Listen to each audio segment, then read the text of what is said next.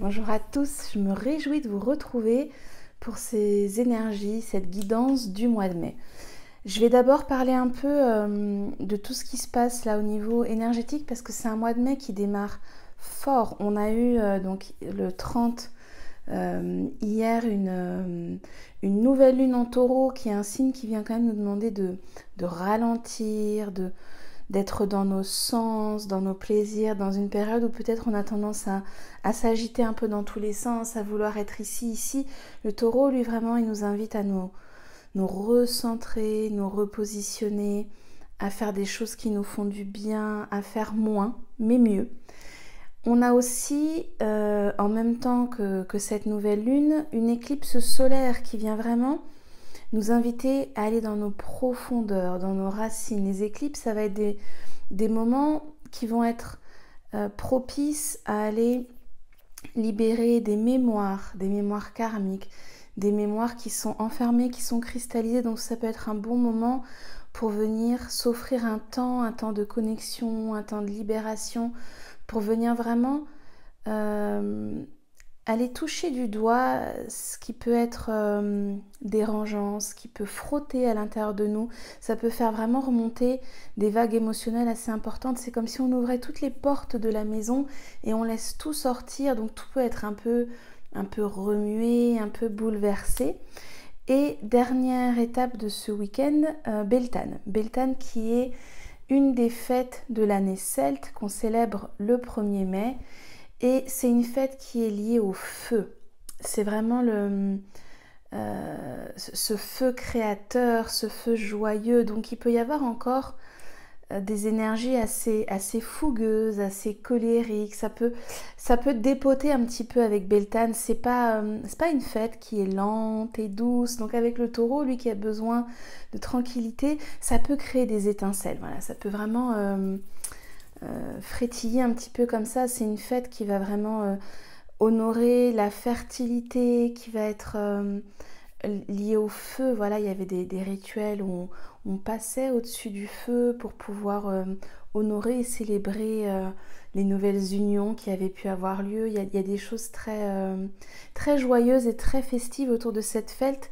Donc ça peut venir un petit peu remuer tout ce qui se passe là en ce début de mois de mai. Ça, c'est pour les énergies vraiment qui débutent le mois. Il y aura une pleine lune aussi, je crois que c'est le 16, 15, 16, je ne sais plus trop, en scorpion qui, elle, va, je pense, bien remuer. Le scorpion, lui, il passe pas par 4 chemins, il va vraiment dans les profondeurs et puis il fait remonter à la surface sans gêne, sans tabou. Il n'a pas de difficulté, lui, à aller déterrer ce qui est enfoui. Donc ça peut venir vraiment faire remonter des choses à la surface. Donc cette pleine lune, elle pourrait être assez intense. En tout cas, ça peut être très subtil avec le scorpion, mais ça va venir toucher exactement ce qui a besoin de remonter à la surface. Voilà. On pêche là, on met le hameçon et pouf, on est sûr qu'on va pêcher quelque chose et que ça va remonter. Alors sinon, ce mois de mai, si on regarde en numérologie, on est en année 6 et donc c'est le mois numéro 5. Donc on arrive au 11. Le 11, c'est un maître nombre en numérologie. Moi je vais parler aussi du tarot parce que c'est vraiment ce qui m'est venu avec ce maître nombre 11 et donc la carte, la lame de la force. Et c'est aussi le 2, 1 plus 1. Donc c'est un 2 qui vient d'un 11. C'est un 2 qui va nous parler de la relation à l'autre, la relation à ma famille, la relation dans mon couple, la relation à mes collègues, à mes collaborateurs, à mon supérieur hiérarchique, à mes enfants. Mais c'est aussi, et moi c'est surtout ce qui m'est venu, c'est la relation à moi. Où j'en suis moi avec ces différentes parties qui me composent.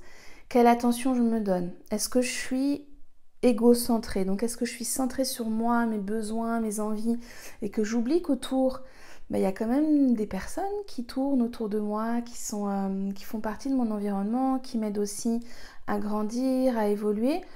Est-ce que je suis centrée sur mes réalisations et que j'oublie complètement qui je suis, où je vais, de quoi j'ai besoin, quelles sont mes aspirations. Donc il y a une forme de, pour moi, dans ce mois de mai, après j'irai parler de la force, de réajustement. On est en train Il y a Neptune qui était très présent avec Vénus, donc qui est vraiment la planète de nos passions. Et Neptune, on est là dans quelque chose qui peut être un peu nébuleux, de l'ordre des idéaux, des rêves.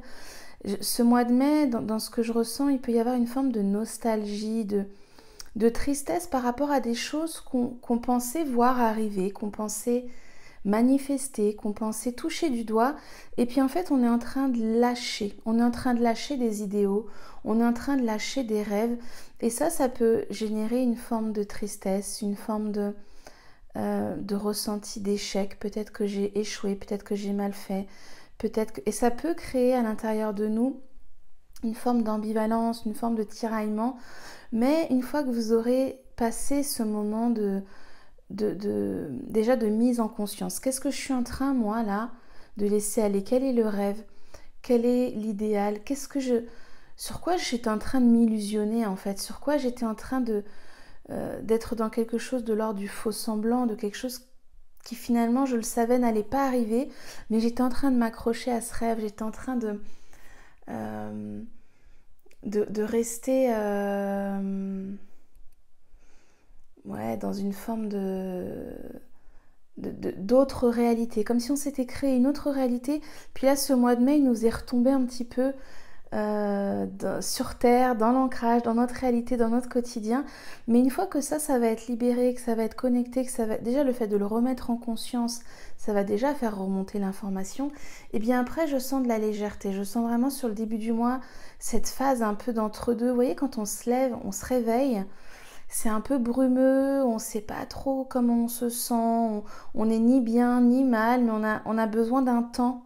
Un temps pour digérer, un temps pour amorcer notre journée, pour se remettre dans le corps. Eh bien, je sens que ce début du mois de mai, peut-être là les 10 premiers jours, entre 8 et 10 premiers jours, va être avec cette énergie d'entre-deux, un peu ralentie, un peu molle, un peu vaporeuse. Et qu'après, une fois que ça aura été libéré, ça aura été évacué, donc n'hésitez pas à prendre le temps aussi de vous relier à ces émotions qui remontent, il peut y avoir des souvenirs du passé, voilà, il peut y avoir un passé comme ça qu'on est en train de gentiment nettoyer, donc ça peut être le moment pour faire un grand nettoyage de la maison, des papiers, des souvenirs, vraiment nettoyer vos vitres aussi pour laisser passer la lumière.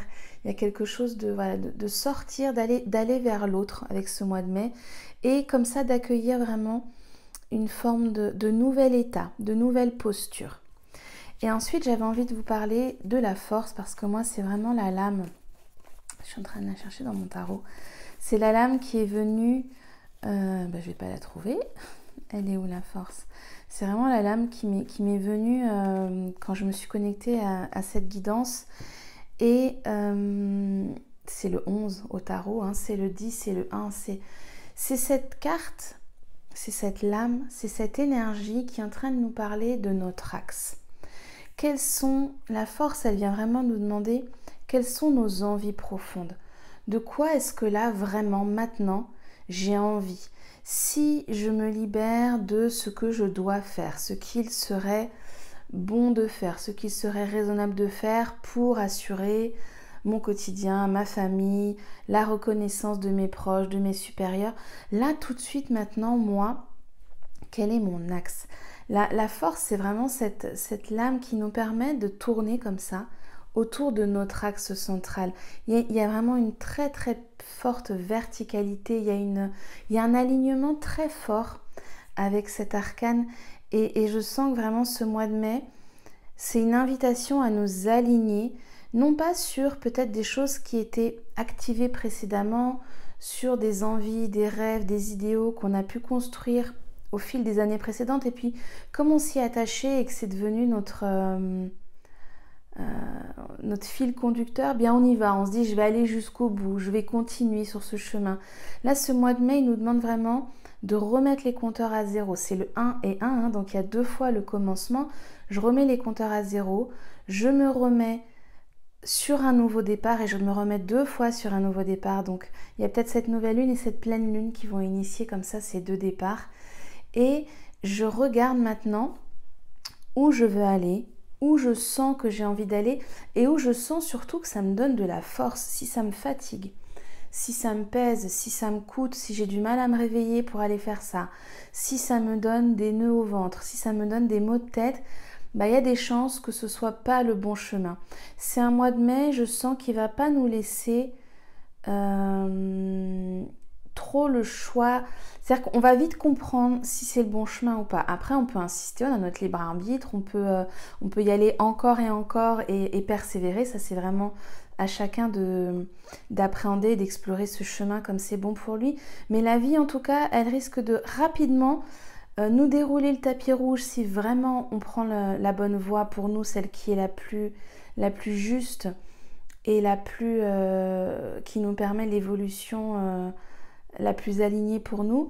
Et il y aura l'autre voie, celle où peut-être on va un peu se confronter à des obstacles, où ça va être difficile, ça va manquer de fluidité, les portes vont se fermer, on va être en souffrance, on va peut-être sentir que ça n'avance pas, que c'est verrouillé.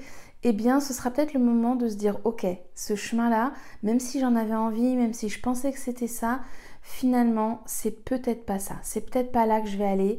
C'est peut-être ici que je vais revenir, me positionner, que je vais développer, que je vais mettre toute ma force. C'est vraiment une lame qui donne de la force, qui va... on peut pas trop dévier. Je dirais même pas du tout, ça enlève le libre arbitre, mais avec la force, on ne peut pas dévier. Il y a vraiment quelque chose de... C'est très aligné.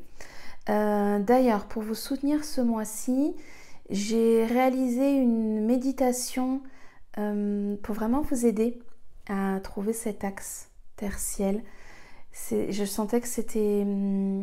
on est dans un moment un peu de flottement et on a envie à la fois de s'évader, de quitter cette matière qui peut être un peu lourde, et en même temps on a envie que ça se concrétise, on a envie de voir que ça bouge. Donc ça peut faire du bien vraiment de se relier dans cet axe terre-ciel. Je vous mettrai un lien voilà, sur lequel j'ai besoin de votre mail pour vous envoyer la méditation, et vous pourrez l'utiliser, en profiter dès que vous en aurez envie, dès que vous en aurez besoin. Sinon, dans les actualités du mois de mai, pendant que je suis là, je vous en parle aussi. Donc là, il y a des constellations alchimiques le 3 mai autour de l'expansion, de sortir des cases, de se libérer de ces croyances limitantes qui nous font justement croire que ce n'est pas pour nous, qu'on ne peut pas y aller, qu'on n'est pas légitime, qu'on n'a pas le droit de vivre telle ou telle expérience. Il y a aussi au mois de juin la retraite Être femme, 5 jours autour du féminin, autour des archétypes du féminin, des rituels du féminin, de l'astrologie avec vos énergies dans votre carte du ciel du féminin, des constellations avec les archétypes, des soins chamaniques, il y aura des soins de l'utérus, il y aura le soin du féminin sacré que je propose déjà depuis quelques temps. Et je suis en train de regarder pour poser une nouvelle journée de constellations alchimiques autour de l'intuition, autour des canaux intuitifs, du 3e œil, du 7e chakra. Donc je regarde pour poser ça en mai ou en juin. De toute façon, si vous êtes dans mes contacts pour la newsletter ou que vous êtes sur les réseaux, vous me suivez sur les réseaux, je ferai passer l'information. En tout cas, je vous souhaite vraiment un mois de mai révélateur et conscient. C'est vraiment le mot qui me vient, d'être en conscience de ce que vous lâchez, de ce que vous laissez derrière, de cette porte du passé que vous fermez, avec la conscience d'aller vers quelque chose qui va vous nourrir, qui va vous enseigner, qui va vous apprendre et qui va vraiment vous donner cette sensation de sentir cet axe comme la force nous le montre ici. À très bientôt, je vous souhaite vraiment un très joli mois de mai.